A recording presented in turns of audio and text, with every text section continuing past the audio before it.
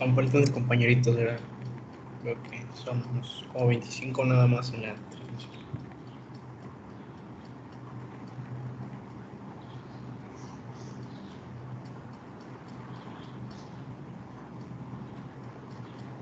Sí, todavía faltan algunos. O sea, a las 7:10.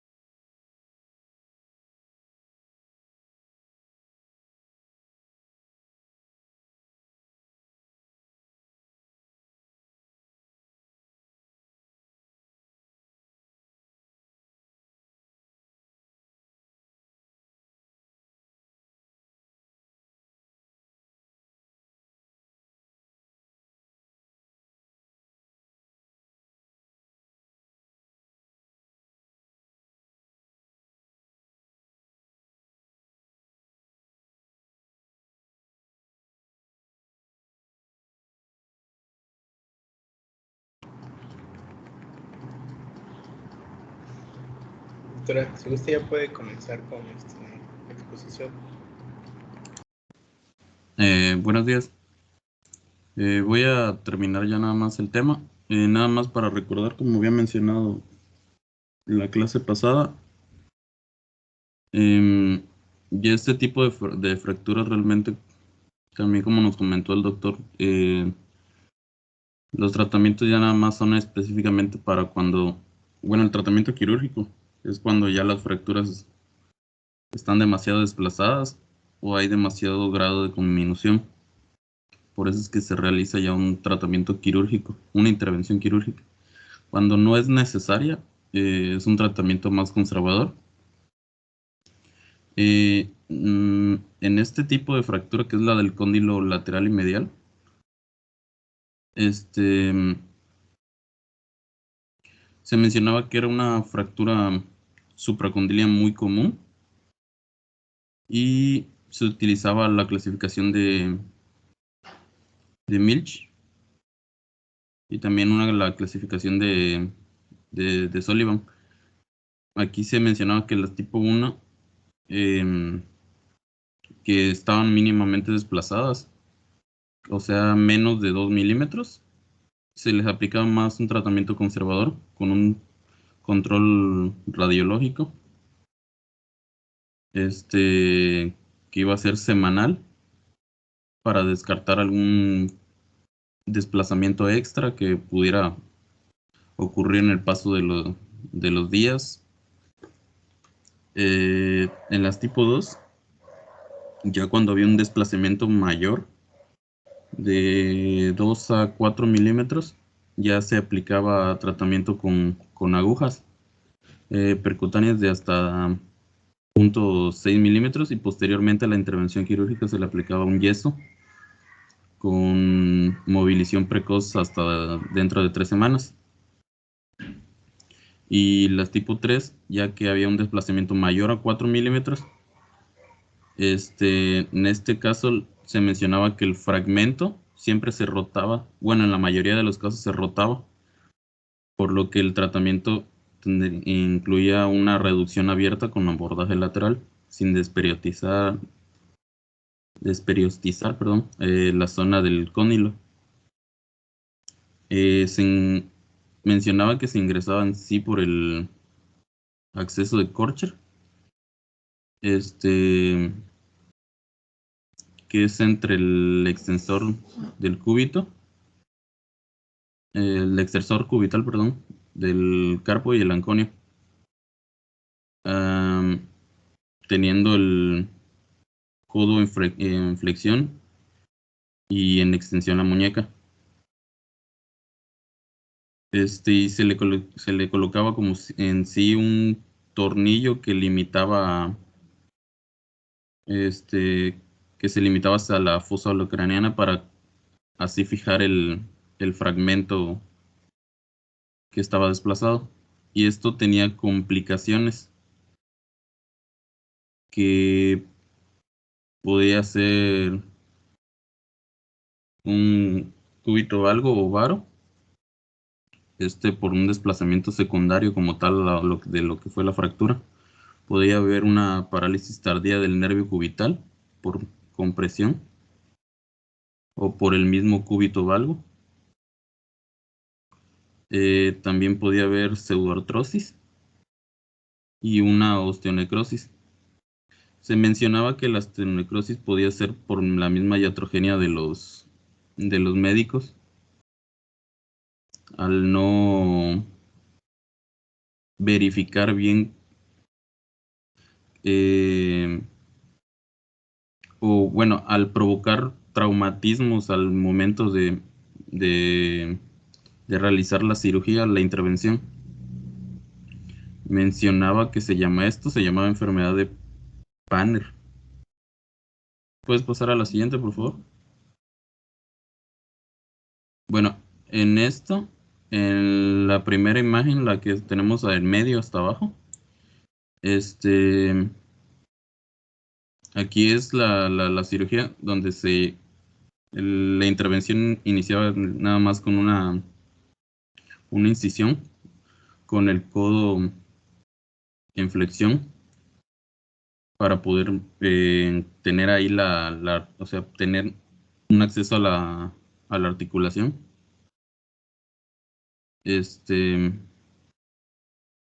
Por lo general en la fractura en esta zona se podía palpar y ahí ya nada más se hacía la incisión. Luego en la imagen superior de la izquierda, se mencionaba que había dos tipos de intervención para poder entrar directamente a la cápsula articular.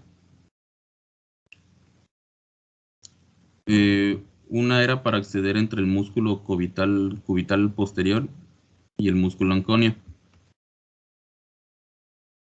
Y la otra era para poder entrar directamente entre el músculo extensor radial largo y el músculo extensión radial corto.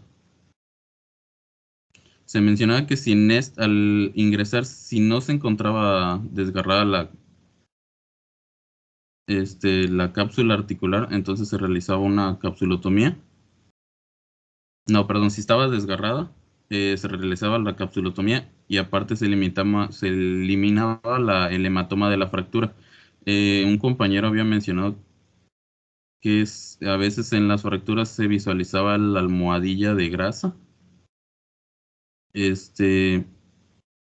Por lo general eso es lo que se debería de eliminar posteriormente después de la fractura también. En el codo, en lo que es las fracturas de húmero distal. En las radiografías por lo general se ve ese signo. Posteriormente en la imagen,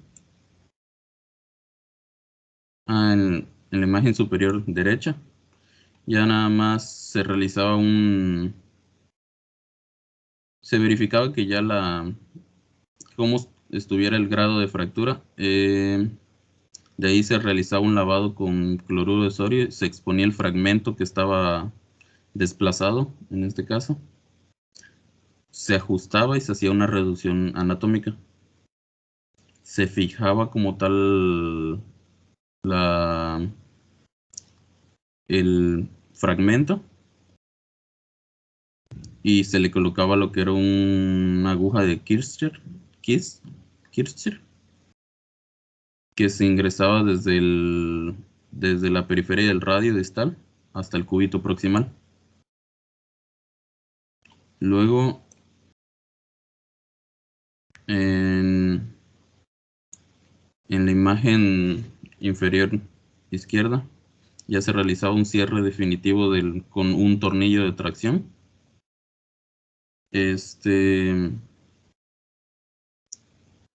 Y si había una mala estabilidad después de colocar lo que eran los tornillos,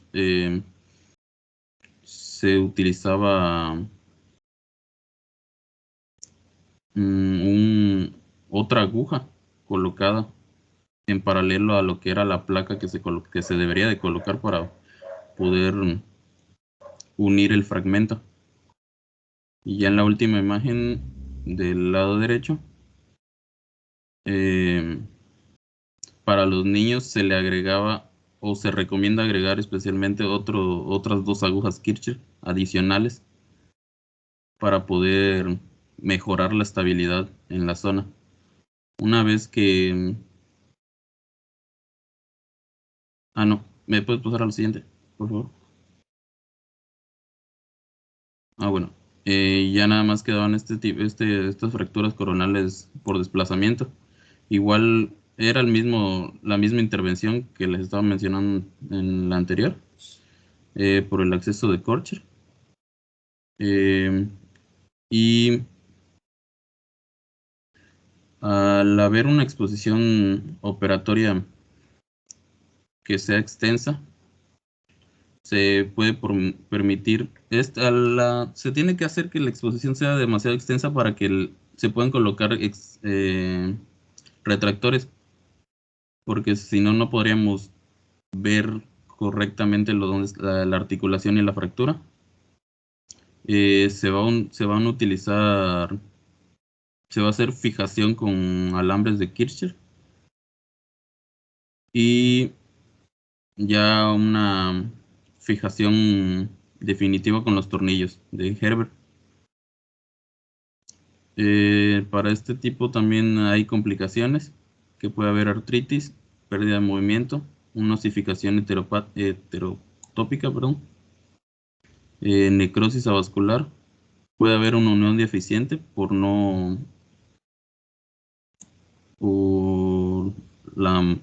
el mal trabajo, la mala fijación o la no buena colocación de los alambres y los tornillos. Para esto se recomienda que posterior a la intervención se coloque una férula y un cabestrillo para limitar la movilidad. Y conforme vayan pasando los días y disminuyendo lo que es el dolor, se deben de iniciar movimientos para así ir recuperando movilidad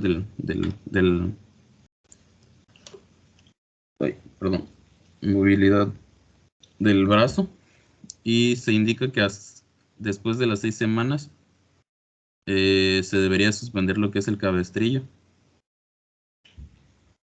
ya que en esta etapa ya el hueso debería estar demasiado, o sea, lo suficientemente osificado para poder iniciar ya mayores movimientos. Y ya sería todo de mi parte. Sí.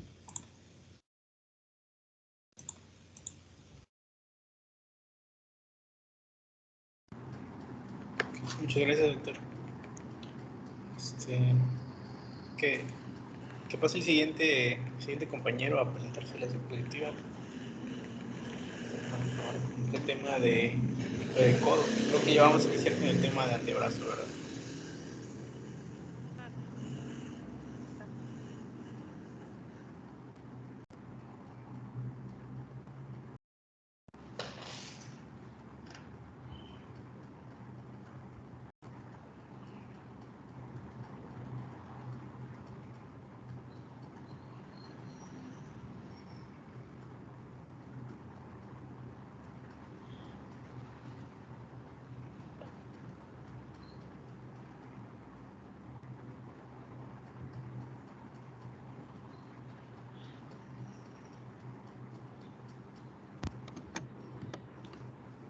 ¿Ahora me escuchan?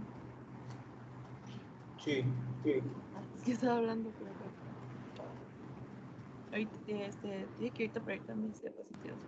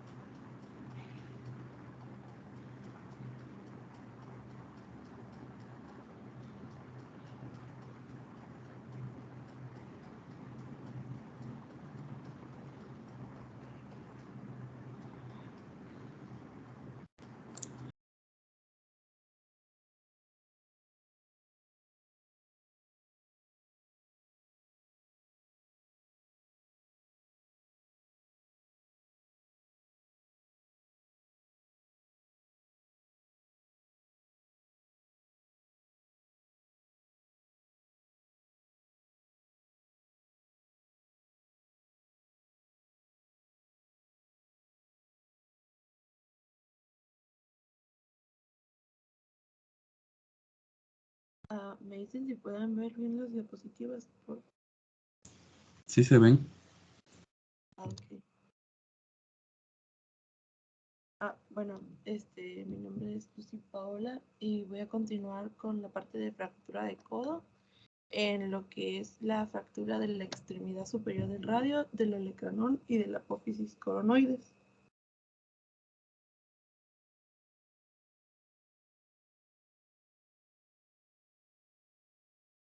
Bueno, para comenzar como modo de introducción, vamos a empezar con la fractura de la extremidad superior del radio. Pues para empezar debemos de saber que la extremidad superior del radio se va a componer de lo que es la cabeza del radio, el cuello del radio y la tuberosidad radial. La cara superior va a presentar una concavidad lisa, donde va a estar articulada con lo que es el cóndilo del húmero.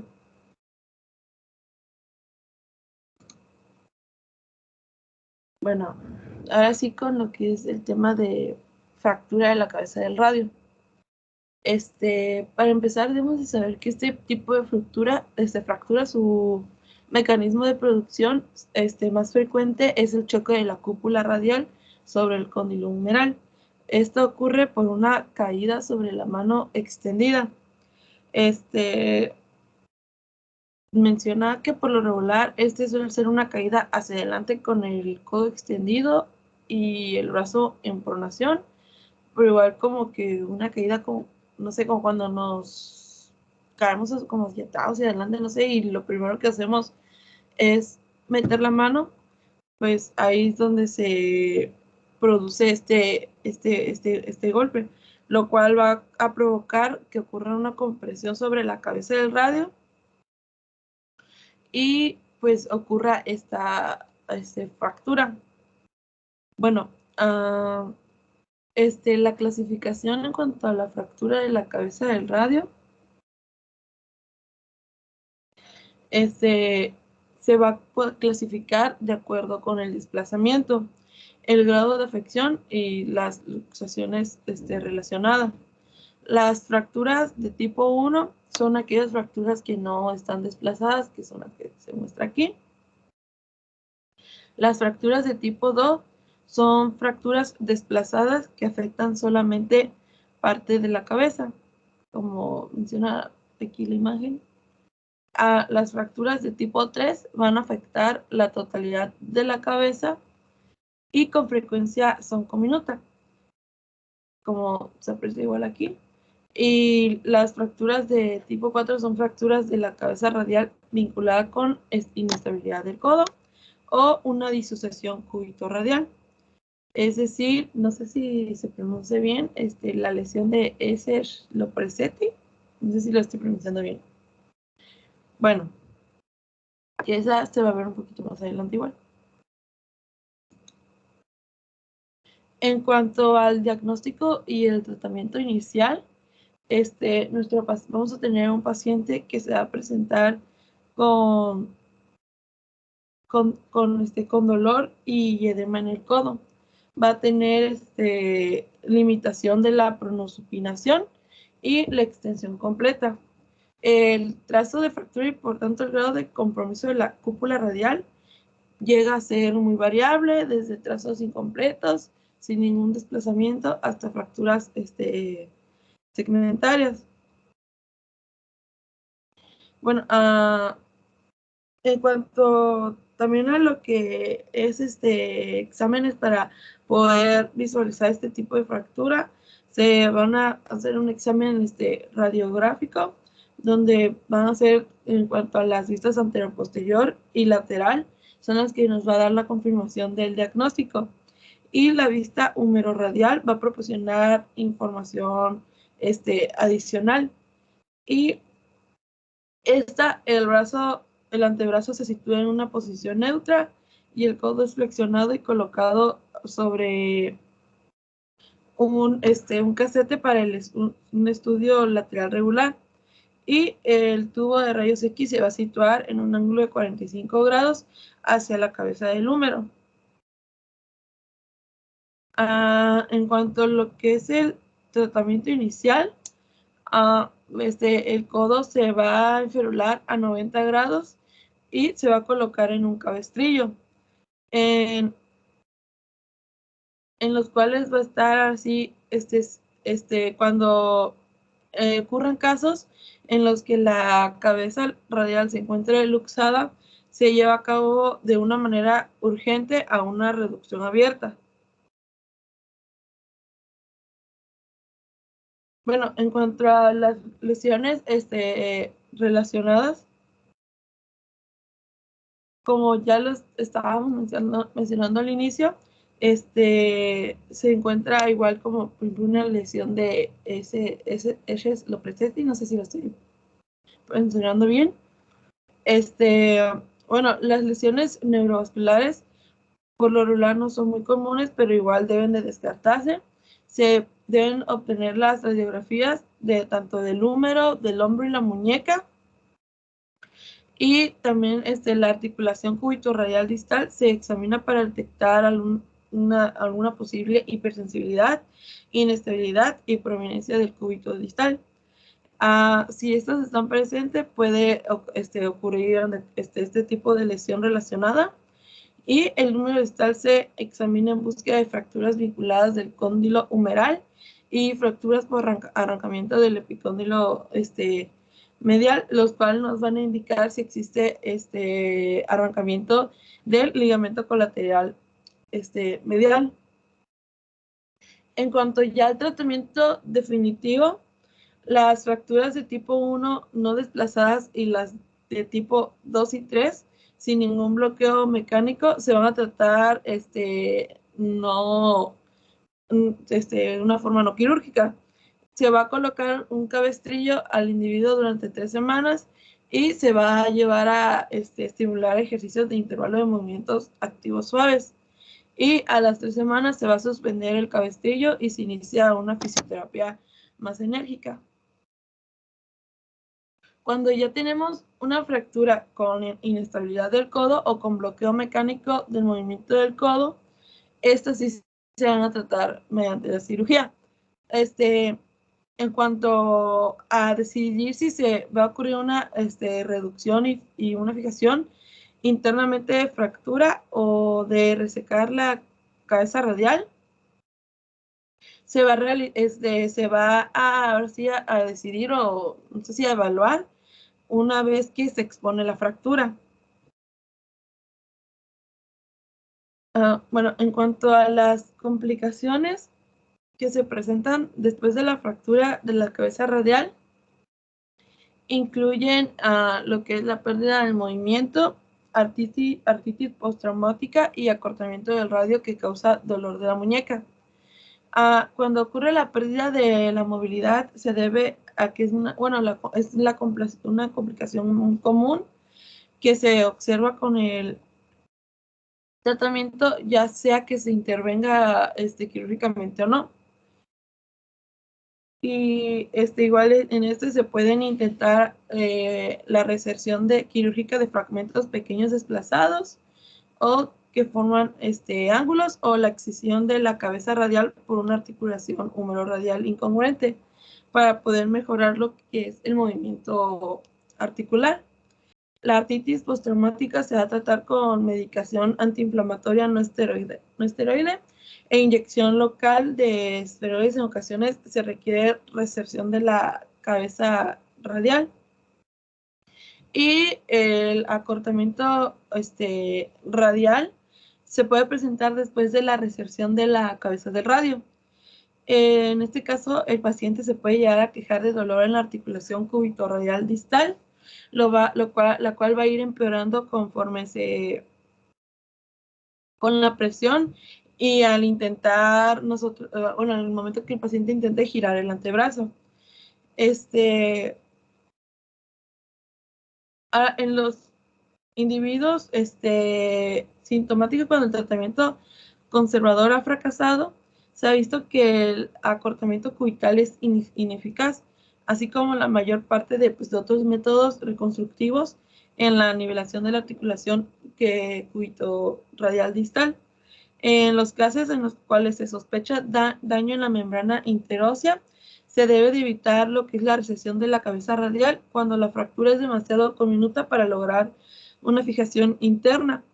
Igual se necesita considerar la excisión de la cabeza radial retrasada, el uso de la prótesis de cabeza radial y reparación o reconstrucción de la membrana interósea central.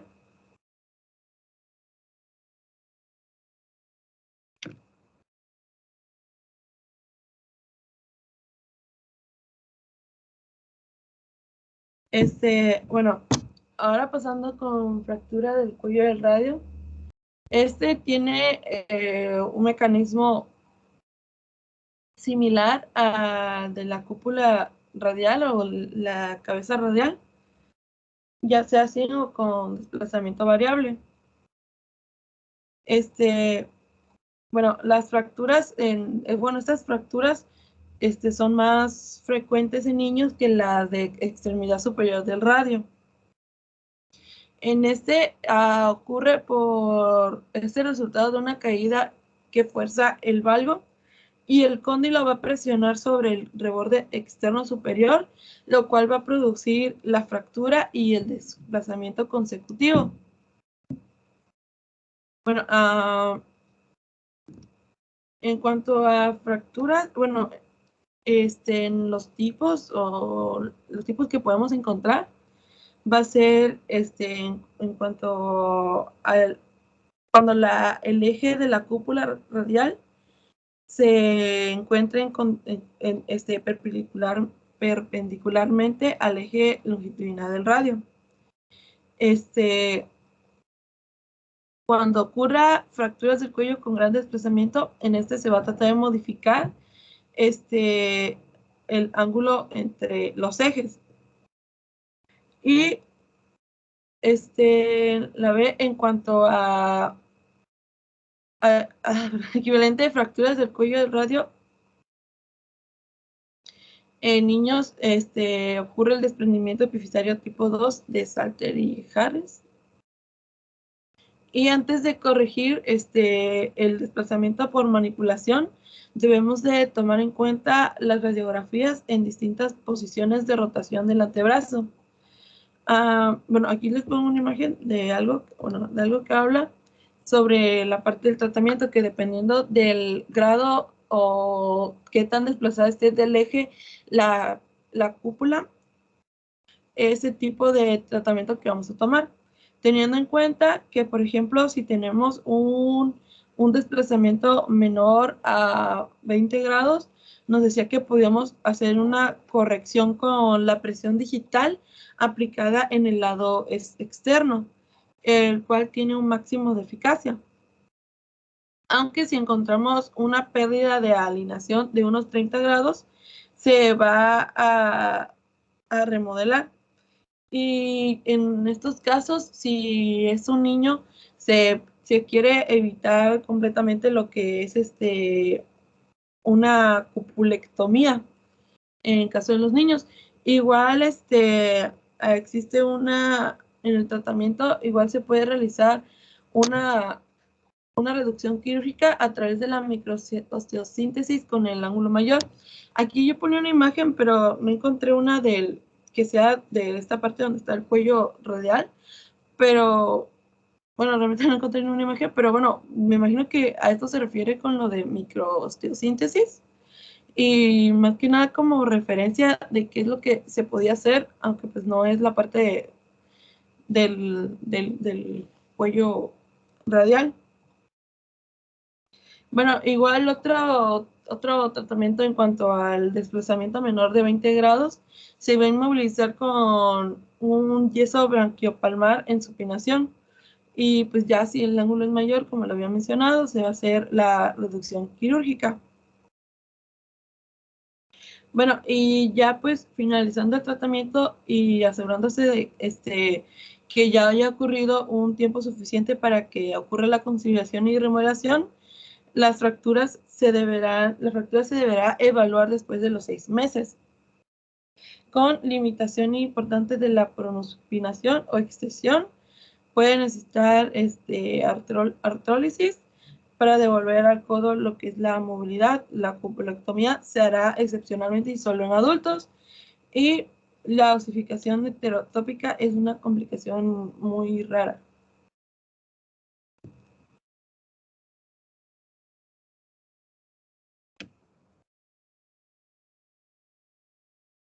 Bueno, en cuanto a las fracturas del olecranon, estas son resultado de la oposición de una flexión súbita contra la violenta contracción del tríceps. Estas se producen por un mecanismo directo que va a afectar al cartílago articular, y en esta suele haber artrosis secundaria. Bueno, en cuanto a la clasificación de esta fractura, vamos a encontrar 6 tipos. Estas van a estar dependiendo de la presencia de desplazamiento, una afección intraarticular, una conminución, fractura de la cabeza radial y luxación húmero-radial. Bueno, aquí, como pone la imagen, las fracturas de tipo 1 se van a desplazar menos de 2 milímetros y sin una participación intraarticular. Las fracturas de tipo 2 son extraarticulares y afectan la porción proximal del olecranon. En estas ocurre un arrancamiento del tripsis del cúbito proximal. Y las fracturas del tipo 3 son fracturas interarticulares simples con un patrón transversal oblicuo. Y ya las fracturas de tipo 4 son con minuta.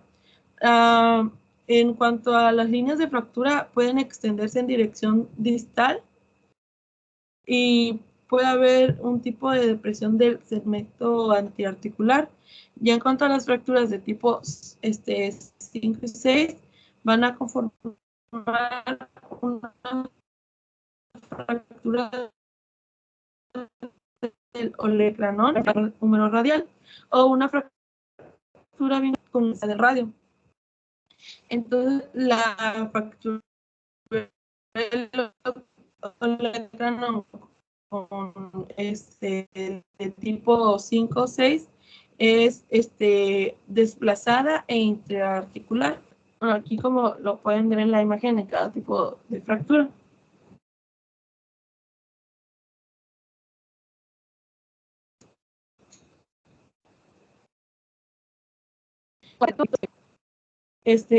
Vamos a el paciente nos va a comentar que hay dolor en el codo. Las fracturas de tipo 2 van a estar causadas por trauma indirecto, mientras que las del tipo 2, las fracturas de tipo 5 y 6 son lesiones de alta energía causadas por una combinación de fuerzas directas e indirectas. Tenemos igual el tipo de fractura. Lo que vamos a encontrar ahora sí físicamente en nuestro paciente va a ser equimosis, hinchazón, y cuando ocurra una fractura de este plaza, vamos a encontrar un espacio palpable en lo que es la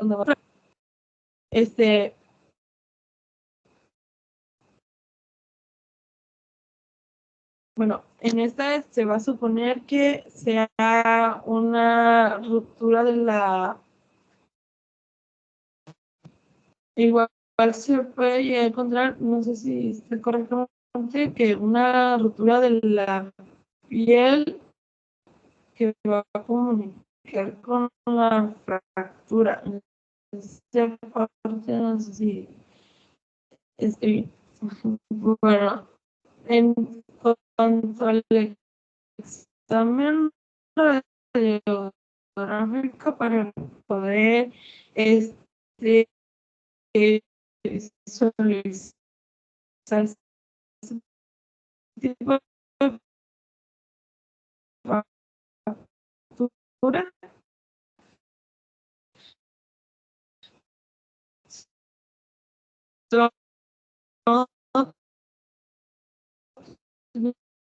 son listas.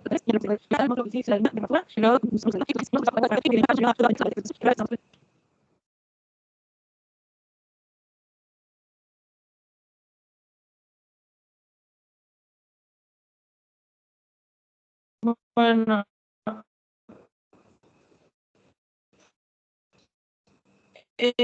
en cuanto al Lucy, no sé si soy yo, pero te situaciones, escuchas entrecortado. No se entiende. relacionadas, no, es que mi internet está fallando mucho últimamente. Bueno, no sé si ya me están escuchando mejor. Muy entrecortado. Ya se escucha mejor.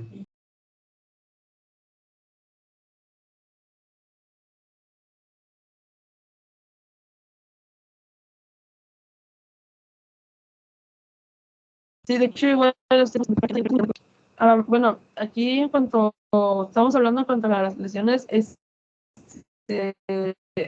relacionadas, hablábamos sobre la de que vamos a obtener radiografías del húmero, el hombro, el antebrazo y la muñeca, de lesiones vinculadas a lo que son lesiones neurovasculares. Y a través de las radiografías. Bueno, ya en cuanto más al tratamiento definitivo, las fracturas no desplazadas tipo 1 se van a tratar mediante no tenga un límite de movimientos de flexión y extensión indoloros funcionales. Igual, se menciona que es importante preservar la flexión aún al costo de perder la extensión. En menciona que, por ejemplo, al momento de que nosotros tratemos nuestro paciente, cuando le pongamos algún tipo ¿cómo se llama? De una herramienta o por ejemplo, un cabestrillo o algo así, intentemos que nuestro paciente sea con el brazo flexionado, porque como menciona aquí, es más importante preservar la flexión que la extensión. Entonces, al momento de tratar al paciente de esta forma, pues contamos o logramos más a ese objetivo. Bueno, ahora sí, en cuanto a las fracturas no desplazadas de tipo 1, las vamos a tratar mediante un enferulado del codo a 90 grados, como les estaba diciendo, durante 3 semanas. La férula se va a retirar una vez al día para que se realicen ejercicios activos en el intervalo de movimiento. Igual vamos a pedir obtener radiografías en lapsos semanales para confirmar que los fragmentos no se hayan desplazado. Y a las 3 semanas se va a retirar la férula. Y se va a usar un cabestrillo durante las siguientes 3 semanas que sigan en tratamiento. Ya las fracturas tipo 2, 3, 4, 5 y 6 van a ser fracturas que se van a tratar quirúrgicamente. Bueno, en cuanto al acceso a las fracturas de tipo 2 a 5, se van a realizar a través de una incisión recta posterior sobre el borde subcutáneo del olecranon. Las fracturas de tipo 2 y tipo 3 transversales se pueden estabilizar mediante el uso de técnica con banda de tensión con alambres de Kircher de 2.0 milímetros y un alambre de calibre de 18. Las fracturas de tipo oblicuas y ya las fracturas 3, 4 y 5 se van a estabilizar con una placa y tornillos, en la cual se puede usar una placa semitubular de 1/3 o una placa de reconstrucción de 3.5 milímetros. Y la fijación con una placa en posición a un alambre con una banda de tensión se va a indicar ya sea por 2 razones. Una de ellas para prevenir el acortamiento de fracturas axiales inestables y para proporcionar mayor estabilización rígida del olecranon y prevenir una subluxación anterior de la cabeza radial en los individuos con fracturas de tipo 5. Y las fracturas de tipo 6 tienen una fractura relacionada a la cabeza radial. Y pues aquí la cabeza radial se va a reducir y se va a estabilizar.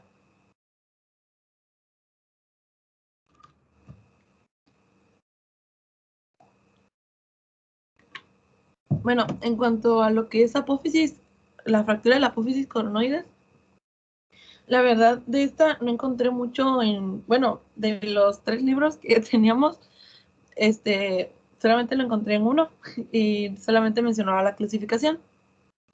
Pero pues ya buscando un poco más, encontré que el mecanismo de producción, principalmente la apófisis coronoides va a actuar como un contrafuerte anterior de la cavidad sigmoidea mayor del olecranon. Esta va a representar del 10 al 15% en las lesiones del codo y va a estenar que una fractura de base de coronoides puede exacerbar la inestabilidad del codo. Y las lesiones relacionadas van a ser aquellas que van a estar involucradas con la fractura de la cabeza radial y o el cráneo. Si no me equivoco, creo que se relacionan también a una fractura que le llaman la triada terrible. No sé si estoy equivocada, doctor, pero mencionaba algo. No sé si se relacionan a esa, la triada terrible, donde se comprometían 3 tipos de fractura. No, la triada terrible son signos clínicos de complicaciones de las fracturas de codo. Tiene que ver con inestabilidad, dolor y una falsa luxación. Son signos clínicos, pero van de la mano con fractura de codo, porque ya sea una fractura tanto de cabeza de radio, una fractura de la apófisis corinoides, una fractura del orbiclanón, todos esos nos van a englobar, si el abordaje no es correcto, provocar esto, la triada terrible o la triada del codo, no sé si Sí, porque como yo sé que no encontré mucha información y donde encontré mencionaban esto, entonces como solamente le ponían triada terrible, no sabía si se relacionaba a que se fracturaban a lo mejor 3 huesos y era donde ocurría esto, o a eso que estoy mencionando. son signos clínicos que pues explicaciones sí. Bueno, y ya yendo más a lo que es el mecanismo de producción, este tipo de fractura va a ocurrir cuando el húmero distal se va a impulsar en contra de la apófisis coronoides. En un episodio, por ejemplo, cuando ocurre una caída de una bicicleta y va a producir una subluxación posterior y un estrés intenso en varo. También otro mecanismo es la abulsión, que puede fracturar a nivel de borde anteromedial. Mientras más intenso sea el estrés en varo, puede producir una fractura, produciendo 2 tipos de inestabilidad. En este caso vamos a encontrar la inestabilidad rotatoria posteromedial, la cual resulta de fractura coronoide, disrupción del ligamento colateral lateral. También una inestabilidad rotatoria posterolateral, la cual se va igual a asociar con una lesión a lo que es el ligamento colateral lateral, con fractura de cabeza radial y fractura de la punta coronoides. En cuanto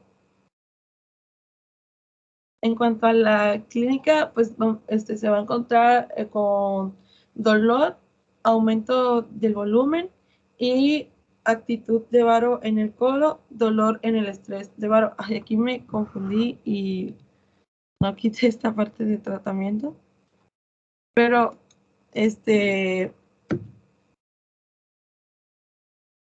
cuando se presenta actitud en varo en el codo, se presenta esta forma como de escopeta, que igual es muy diferente a la de valgo. Bueno, en cuanto al diagnóstico, bueno, al estudio de imagen, vamos a pedir lo que son las radiografías frente y de perfil y una tomografía computarizada. Y la clasificación de este tipo de fractura, me encontré pues dos clasificaciones, la de Regan y Murray, que en es de acuerdo a la altura de la fractura, ya sea de tipo 1, fractura de punta de la apófisis coronoides, o tipo 2, fractura que va a implicar menos del 50% de la apófisis coronoides. La tipo 1 se inmoviliza 3 semanas y con ejercicios. Y la tipo 2, cuando son estables, se tratan igual, y cuando son inestables, se van a tratar igual que la tipo 3, que es donde va a ser donde ya va a implicar una fractura mayor al 50% de la apófisis coronoides, donde ya se va a intervenir a una reducción abierta y de osteosíntesis. Y también tenemos este otro tipo de fractura o Driscoll, no sé si lo estoy pronunciando bien. La tipo 1 va a ser, por decirlo así, como la punta, que son más o menor milímetros de la altura coronoides. La tipo 2 que puede ser, que es anteromedial, que tiene el borde, puede incluir lo que es el borde anteromedial, o puede ser el borde anteromedial y punta, o el borde anteromedial y tubérculo sublime, también, o también incluyendo la punta. Y en cuanto a la tipo 3, que ya es basal, se lleva lo que es el cuerpo y base del coronoides, y una fractura basal coronoidea olecroneana.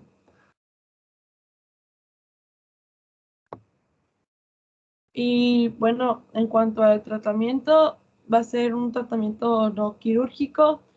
Bueno, cuando tengamos un tratamiento no quirúrgico, que son las fracturas de tipo 1 y tipo 2, con mínimo desplazamiento sin lesiones asociadas, se va a hacer la inmovilización con un dispositivo ortopédico.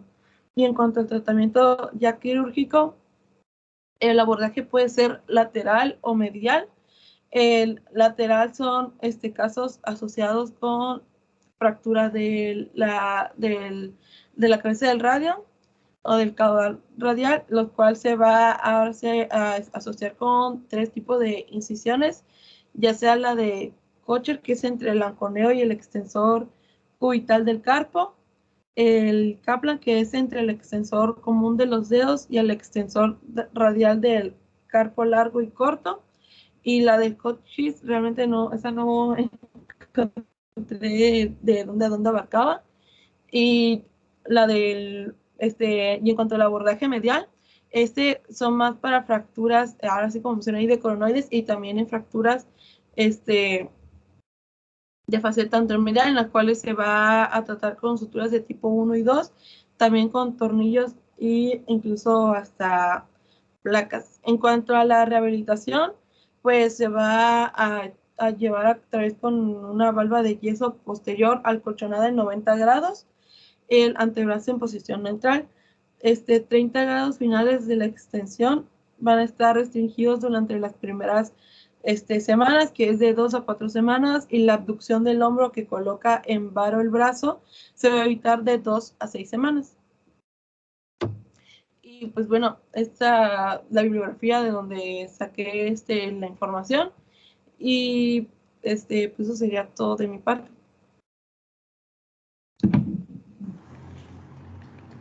Okay, bueno, muchas gracias, doctora. Pues estos temas como tal, los últimos que vimos, 8.1, 8.2 y 8.3, conllevan todas las fracturas que se llegan a ver o presentar en el ámbito de la articulación del codo. Repetitivo, en la clase anterior se le explicó de que casi todas las fracturas tipo 1, aunque sean las clasificaciones que ya vimos, pueden existir clasificaciones Mason, clasificaciones de Kirchner, un montón, ¿no? Todas ellas, cuando engloban un tipo 1, el tratamiento es conservador. Es reducir la fractura lo más que se pueda, evitar movilización, administración de analgésicos, administración de antiinflamatorios y posterior revaloración hasta las 3 a 6 semanas para ver si ya consolidó la fractura. En dado caso, si la fractura es desplazada o con minuta, con una fractura expuesta, el abordaje siempre va a ser quirúrgico. Y ya pues el traumatólogo va a depender a su disposición, más que nada, qué tipo de materiales los pacientes va a utilizar. Comúnmente en los codos y en las fracturas de cabeza, de radio, fracturas de olecranon, utilizan más que nada lo que son los alambres y un abordaje que se llama cerclaje, que es lo mismo pues abrazar, ¿no?, todos los fragmentos con un alambre, tratando de que sea lo más anatómico posible, pues así no provocar digámoslo así, una lesión agregada y que la articulación sea funcional. Estar vigilando que el codo no sea o no se encuentre en hiperextensión, tratar de que la flexión del codo sea neutra, porque como ya vimos, la mayoría de todas las complicaciones o a larga estancia va a perder pérdida de la flexibilidad y de la movilidad. Pues nada más en ese tema, la cuestión que yo les puedo abordar o decir es de que se estudien las clasificaciones para cada tipo de fractura de los huesos que engloban la articulación del codo. El abordaje y el tratamiento quirúrgico siempre van a ser casi iguales para todos. Y pues eso sería todo, doctores. ¿Alguna otra duda?